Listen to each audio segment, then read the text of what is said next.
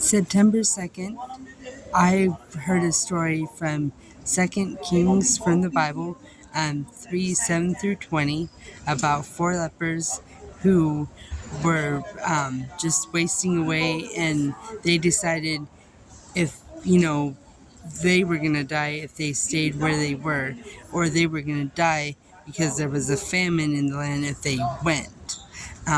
But they decided to go anyway, and in the end, um, a chariot came by and then was abandoned, and they got the spoils of the chariot. So on the night of September 2nd, that's when I decided in faith to walk 6 miles, because I was like, man, I'm if I stay here, I'm just sleeping on the street. But or if I, keep walking, and I walk to 6 miles to Virginia Beach Airport, then I still like either way, I would be tired, or I would be without much. And so then eventually, after the 6 mile walk, well, actually, in between the 6 miles, I actually ran into a 7-Eleven, and I got blessed with 2 hot dogs.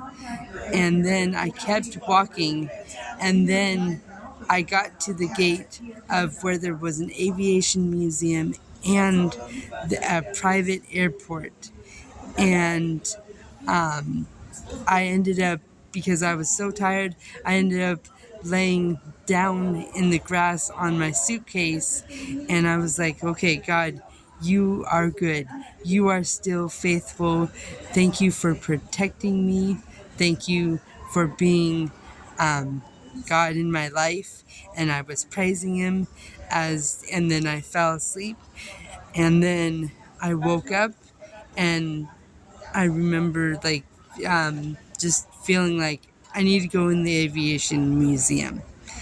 And I ended up going in. I ended up actually going in a little early, and they said, "Oh, we're not open right now." And so then I asked, I was like, "Is there any way I can um, charge my phone?" Because I saw 4 plug outlets, and he said, "Yeah, go ahead." Well, I was there from 8:30 to 1:30 p.m.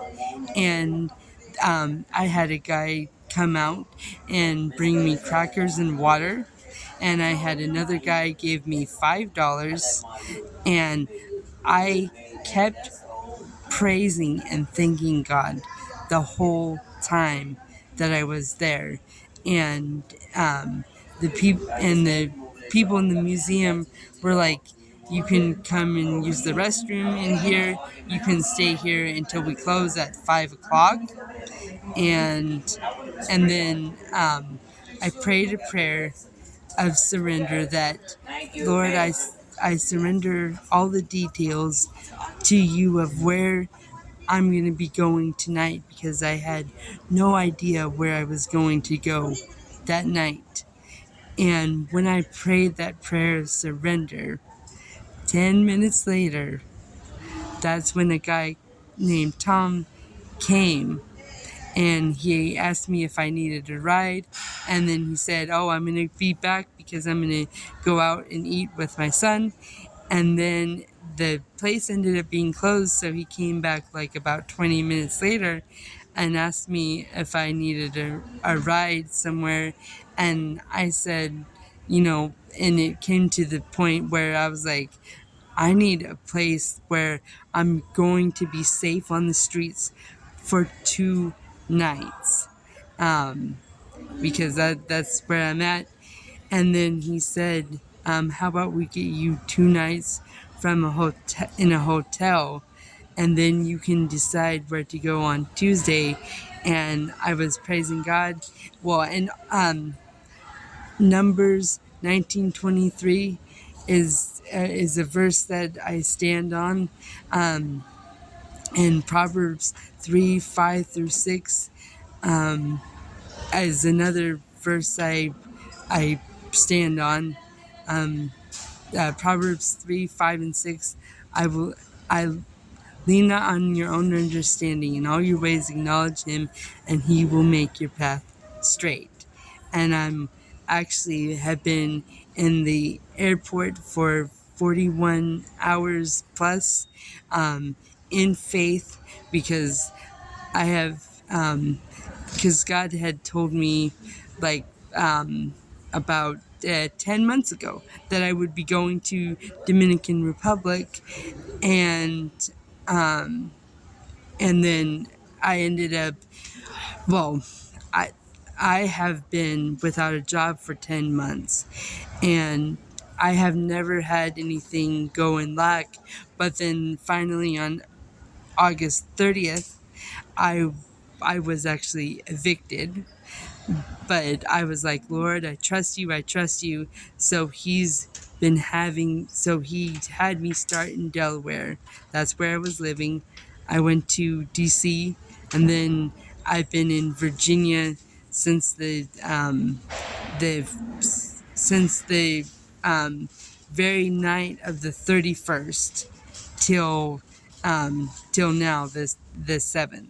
And so I'm waiting in faith for either a ticket or money, or a supernatural provision of a